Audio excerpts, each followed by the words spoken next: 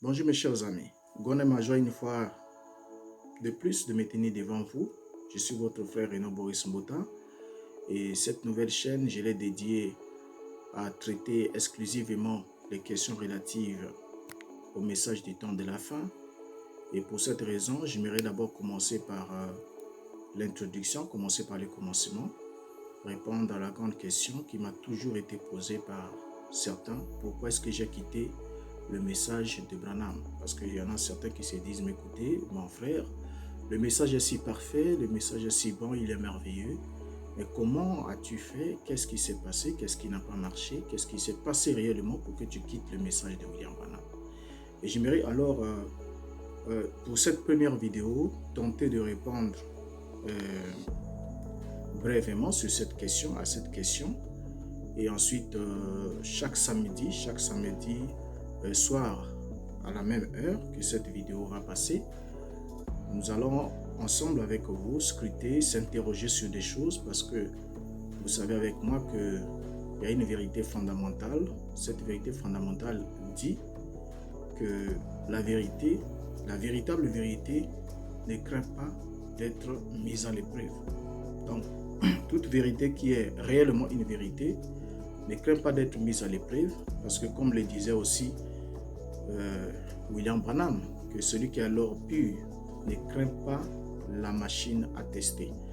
Donc quand on a une vérité, on se sent à l'aise, et même si on peut entendre tout ce qu'on peut entendre là-dessus, aussi longtemps qu'on est convaincu que c'est la vérité, on est à l'aise et cela ne nous pose pas de problème, cela ne nous empêche pas de regarder puis de s'interroger sur des choses.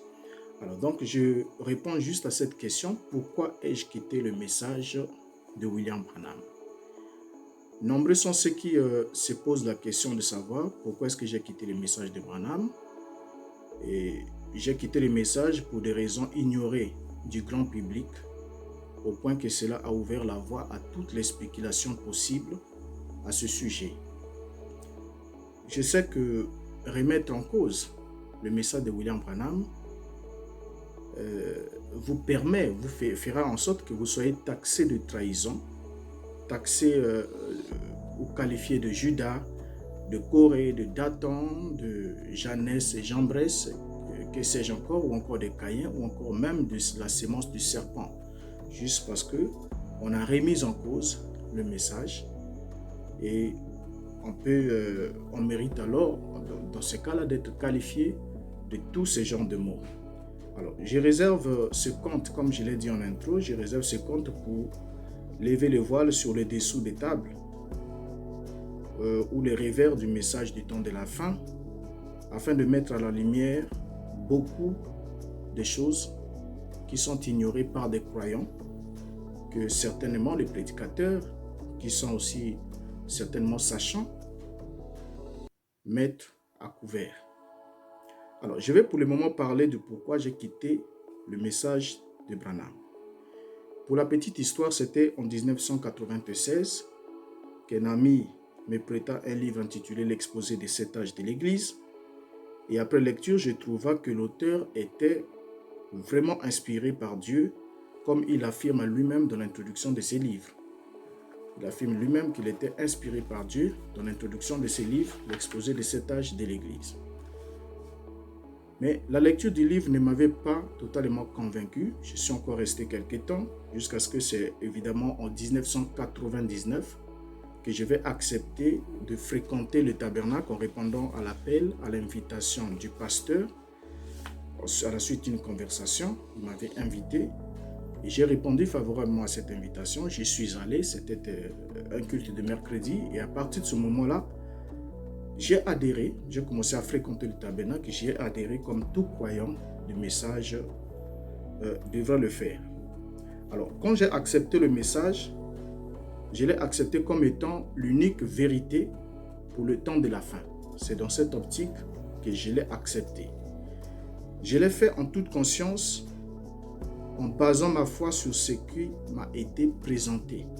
J'ai basé ma foi sur ce qui m'a été présenté et pour moi, le message était l'unique vérité pour le temps de la fin, comme cela m'a été présenté et c'est ce que j'ai eu à confesser.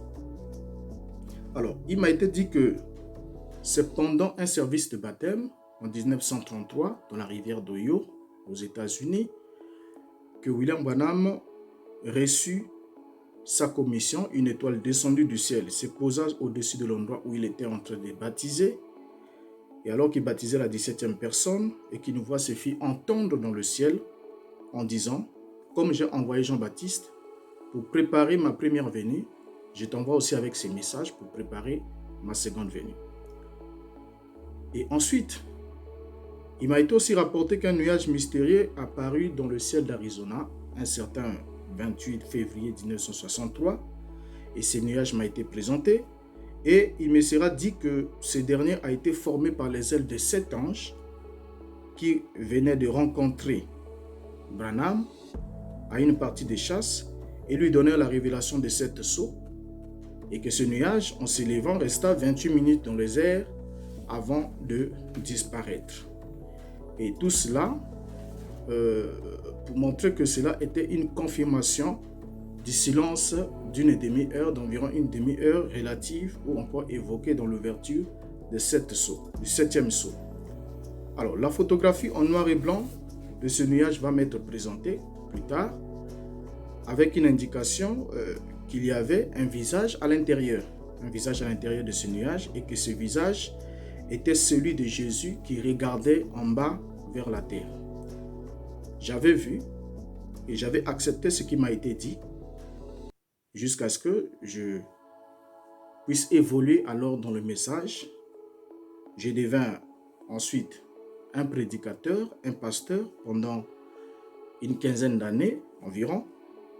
Alors, ce n'est qu'en 2014, soit 15 ans après ma conversion, que je vais prendre connaissance que Branham ne savait rien au sujet du nuage du 28 février avant de le voir être publié dans le magazine Life du 17 mai 1963.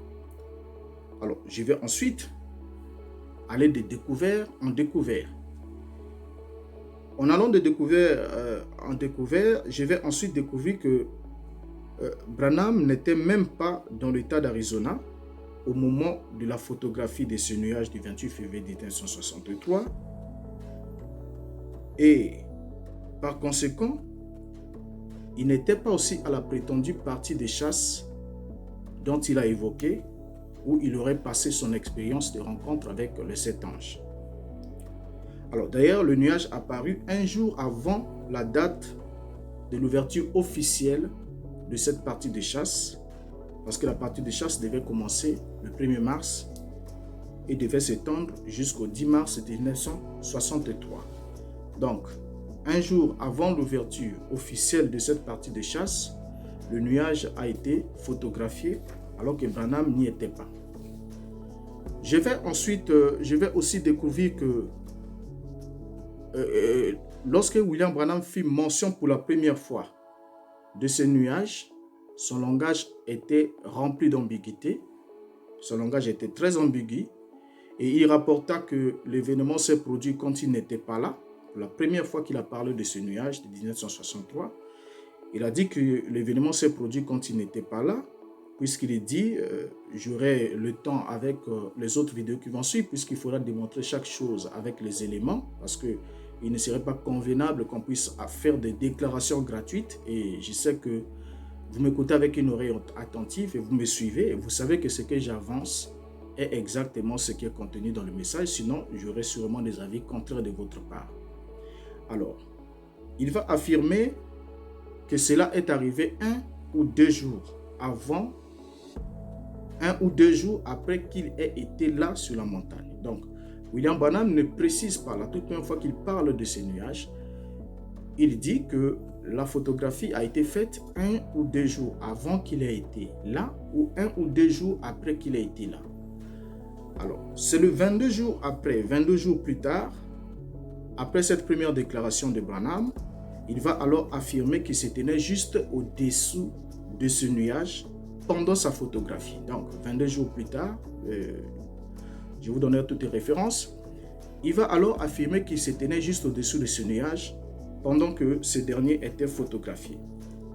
Alors, c'est 2 ans plus tard, en suivant toujours l'évolution de son langage par rapport à ce nuage du 28 février 1963, 2 ans plus tard, le récit du nuage prit une autre tournure et Branham affirma sans rire en disant « Quelque chose me dit de tourner la photo un quart de tour à droite et quand je le fis, j'y regarda et là se tenait Jésus aussi parfait qu'Hoffmann l'a peint. » Là nous sommes 2 ans plus tard.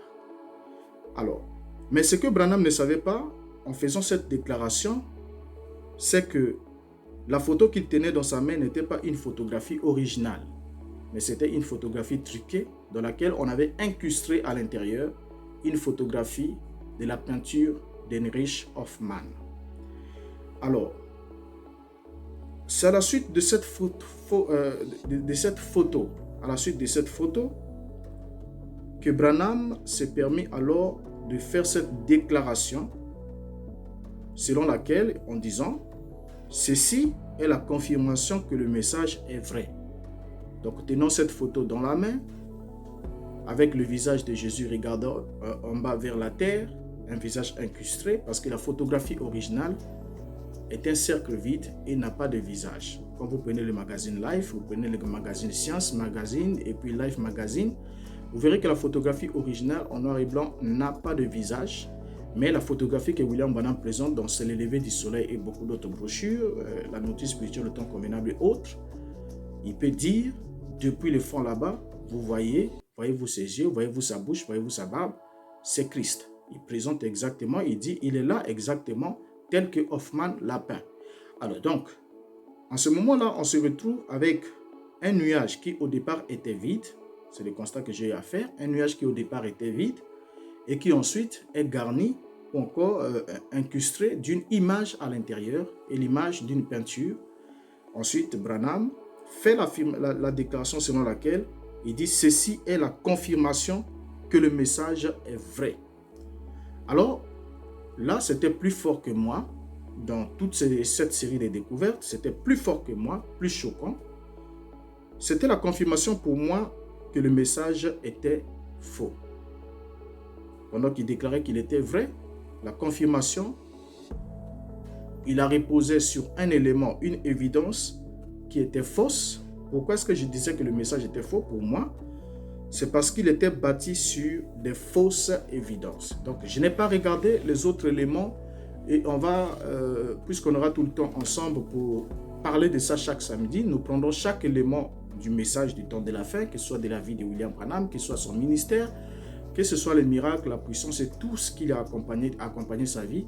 Et nous prendrons assez de temps ensemble avec vous pour parler courageusement, citation à l'appui, Bible ouverte, citation, brochure ouverte, afin que chacun de nous puisse tirer sa propre conclusion selon la mesure de la grâce que Dieu voudra lui accorder. Alors, comme un bon croyant, lorsque j'ai constaté que l'évidence sur laquelle Branham prononçait, l'évidence qu'il a eu à déclarer comme étant la confirmation que le message est vrai, c'était une fausse évidence. Alors, comme un bon croyant à cette époque, et pasteur aussi de surcroît de ces messages, pendant des années, j'ai commencé alors à interroger des amis. Mais aucun d'eux ne pouvait me répondre véridiquement. J'en ai rencontré un autre qui m'a dit « Mon frère, ce que tu viens de découvrir, moi je le savais déjà au moins 2 ans avant toi. Ça fait des années que je sais ça. Je sais que William Branham n'était pas sur la montagne le 28 février. Je sais que le nuage là a été truqué. Je sais. Il m'a dit plein de choses qu'il savait. Je lui ai dit, mais pourquoi tout ce temps tu le sais, mais tu ne dis rien? Il dit, je ne peux rien dire parce que c'est la vie des gens qui est engagée. Et de surcroît, si tu veux mourir en martyr, tant pis pour toi, parce que en déclarant ce genre de choses, tu ne sais pas l'effet boomerang que cela pourra apporter. Peut-être que ça pourra diviser des assemblées, peut-être que ça pourra faire en sorte que certains pasteurs se retrouvent en chômage, mais s'ils ont une maison à payer, ils ont des enfants à nourrir et la scolarité des enfants et tout, tu penses que ces gens-là, tout le monde a le Saint-Esprit, alors tu risquerais ta vie parce que les gens seront prêts à tout pour t'éliminer. Alors, je me suis dit, mais là, ça devient sérieux. Alors, en effet, de mon côté, je ne blâme pas les frères qui m'ont présenté le message de Branham, je ne les blâme pas, car eux aussi, pour moi, c'est mon avis, et aussi ont été trompés et ne savaient pas mieux que ce qu'il m'avait apporté ce jour-là, lorsqu'on m'a parlé du message pour la première fois. Alors, bien que cela n'est pas une excuse de leur part, parce que ça ne doit pas être une excuse de leur part pour dire que bon, et comme ils ne savent pas, ils doivent demeurer. Ce n'est pas une excuse de leur part, afin qu'ils puissent demeurer dans le mensonge, quel qu'il soit. Alors, je sais que certains vont juste fermer les yeux pour ne pas voir la vérité en face, mais n'oubliez pas que la véritable vérité ne craint pas de passer le test ou l'épreuve. Parce qu'une vérité doit être prouvée, doit être éprouvée. Parce que Paul l'a dit, ne prêtez pas foi à tout esprit, mais examinez-le, examinez toutes choses et retenez ce qui est bon. Alors donc, c'est évidemment en 2015 que je vais décider de ne plus bâtir ma vie sur le mensonge, la séduction, la fraude, la corruption, qui était le message de Branham. Parce que là, on n'a pas encore pris le temps d'ouvrir avec vous beaucoup d'éléments et nous allons prendre le temps de les ouvrir avec vous, point par point, selon vos suggestions ou selon que nous serons conduits à les faire. Et vous vous rendrez compte avec moi qu'il faut vraiment s'armer de l'hypocrisie ou encore avoir une foi au-delà de la foi de ceux des croyants de la Bible, bien sûr, une foi au-delà de la foi des croyants de la Bible pour demeurer croyants du message de Branham ou soit se revêtir d'une hypocrisie hors norme ou de fanatisme aveugle. Alors, donc, puisque chacun de nous est libre de faire le choix qu'il a à faire, ça c'est ma version, excusez-moi, c'est ma version des faits. Et alors, aujourd'hui, ça fait pratiquement 5 ans. 5 ans déjà que j'attends que quelqu'un puisse me dire pourquoi est-ce que je devrais m'accrocher au mensonge alors que la Bible est remplie de vérité. J'attends toujours que quelqu'un me le dise parce que j'ai pris le temps de lancer des échanges, pour ne pas dire des débats ou des discussions avec des amis, que ce soit les croyants du message ou encore des autres obédiences religieuses. Mais jusqu'à preuve du contraire, on est toujours rentré dans le dialogue des sourds. Pourquoi? Parce qu'ils n'avaient pas d'évidence biblique ou encore selon les messages pour défendre et soutenir ce qu'ils prétendent réellement croire en totalité. Parce que lorsqu'on se dit croire au prophète, lorsqu'on se dit que le message est la vérité d'un bout à l'autre, et que chaque citation de William Branham est la vérité, cela veut dire qu'on doit être en mesure de croire chaque citation déclarée par lui. On ne doit pas avoir de choix à faire sur les citations qu'on doit accepter, celles qu'on ne doit pas accepter. Et on ne peut pas aussi, d'une même source, avoir des vérités contradictoires.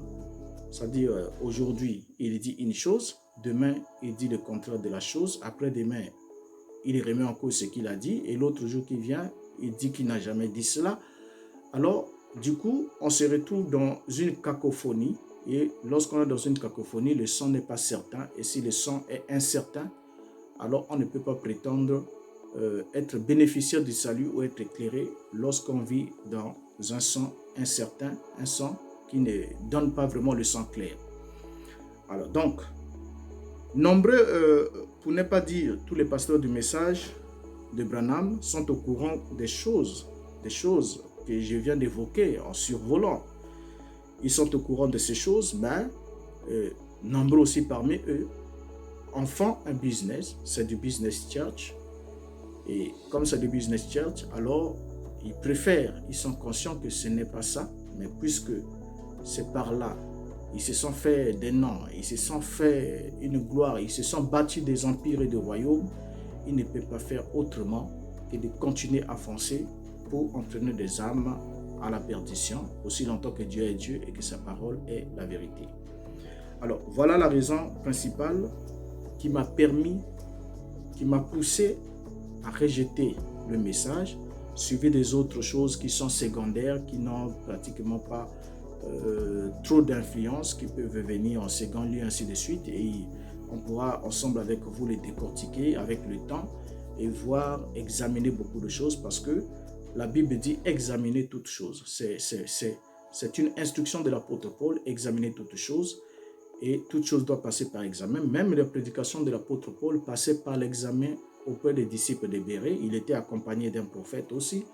C'était Silas qui était prophète, mais malgré que Paul pouvait prêcher et Silas pouvait prêcher, les disciples de Bérée, avant qu'ils puissent valider ou accepter, accorder leur foi, la Bible dit qu'ils recevaient la parole avec beaucoup de pressement, mais ils examinaient chaque jour les Écritures pour voir si ce qu'on leur disait était exact. Donc voilà ce que j'avais à dire dans cette brève vidéo. C'était juste dans l'entrée de jeu, une façon de vous saluer et de vous dire que ce ne sera pas avec arrogance ou quoi que ce soit, une certaine manière désinvolte qu'on parlera du message et des messagers, non. Mais je crois qu'ensemble avec vous, et cordialement et convivialement, nous allons parler de ces choses. Et vous verrez ensemble avec moi que lorsqu'on exposera sur ces choses, certains pourront regarder, mais vous allez noter qu'au niveau des interventions, au niveau des commentaires, ils ne seront pas nombreux ou pratiquement personne pour dire le contraire parce qu'ils seront convaincus que ce qu'on a dit c'est exactement ça, parce que ce ne sera pas moi qui parlera, mais je ferai parler les bandes et je ferai parler la Bible à propos et ensemble alors nous pourrons tirer les conclusions qui s'imposent.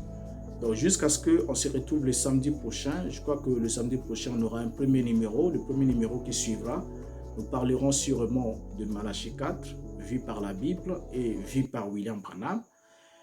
Ensuite, chacun de nous mettra les deux points de vue sur la balance et il tirera la conclusion. Et après là, nous rentrerons alors dans l'année 1933. Qu'est-ce que cette année a représenté pour William Branham? Et qu'est-ce qui s'est passé en 1933? Et ça nous permettra aussi alors d'entrer dans la série de 7 visions, les 7 visions dont l'une d'elles semble présentement faire du bruit avec l'élection de Joe Biden et qui a sa colistière qui est une femme. Donc nous viendrons sur tous ces points et nous les aborderons ensemble avec vous. Ce sera citation sur citation, verset sur verset, et vos suggestions seront toujours les bienvenues, vos questions seront toujours les bienvenues, et ne l'oubliez pas que nous sommes des êtres humains. Nous avons été créés par un même créateur, c'est lui qui nous a tous créés, et à cause d'Adam, au travers d'Adam, nous sommes tous frères. Mais ma prière est que nous demeurons aussi, nous devenions aussi frères en Christ. Et Christ, dans la vérité, Christ en vous, Christ en moi, c'est l'espérance de la gloire. Donc je vous aime sincèrement, je sais que vous m'aimez aussi. Et j'aimerais que vraiment cet amour soit vraiment partagé et qu'ensemble, nous puissions vraiment mettre nos têtes ensemble pour manger le poisson comme il se doit, c'est-à-dire enlever les arêtes et puis prendre la chair, puisque dans le poisson, tout n'est pas consommé. Il y a la chair qu'il faut consommer et il y a les arêtes qu'il faut ôter parce qu'ils peuvent rester dans la gorge et devenir un poison ou encore détruire notre vie. Donc voilà un peu ce que j'avais à dire en 2 mots pour cette vidéo introductive dans cette chaîne. Et je vous souhaite vraiment un excellent week-end et vous donne rendez-vous pour le samedi prochain à la même heure, où nous allons commencer à aborder des choses de façon très sérieuse, où nous lirons ensemble avec vous, citation sur citation comme je l'ai dit, afin qu'on ne fasse pas dire au messager ce qu'il n'a pas dit et qu'on le laisse s'exprimer pour que chacun de nous puisse entendre le son. Peut-être, ce serait peut-être, sûrement, comme je l'ai dit, un son que les pasteurs n'aiment pas vous faire entendre parce qu'ils connaissent les conséquences si vous entendez ces choses. Donc nous en parlerons sans tabou et nous lèverons tous les voiles comme il se doit. Et ce serait avec beaucoup d'amour, avec beaucoup d'attention, avec beaucoup de rigueur, avec beaucoup de sérieux que nous les ferons. Et nous vous donnons vraiment rendez-vous. Soyons là ensemble et partageons les liens s'il y a lieu. Invitons les autres, interrogeons des pasteurs, des hommes de Dieu. Ils ont la responsabilité, bien évidemment. Ils ont évoqué qu'ils ont reçu l'appel de Dieu, ils doivent prêcher le message, ils doivent répéter les bandes, ils sont les répétiteurs de Branham, bien évidemment. Donc, étant donné que Branham n'est plus présent, ils doivent être habilités à répondre aux questions. Donc, lorsque des questions seront soulevées, ils doivent être capables d'apporter des réponses si ils sont réellement dans le même fil à plomb qu'était William Branham et qu'il était réellement dans le vrai. Donc voilà un peu ce que j'avais à dire en 2 mots. Je vous souhaite rendez-vous, comme je l'ai dit déjà pour ne pas me répéter, pour le samedi prochain. Et jusqu'à là, que Dieu garde chacun de vous. Je vous dis au revoir.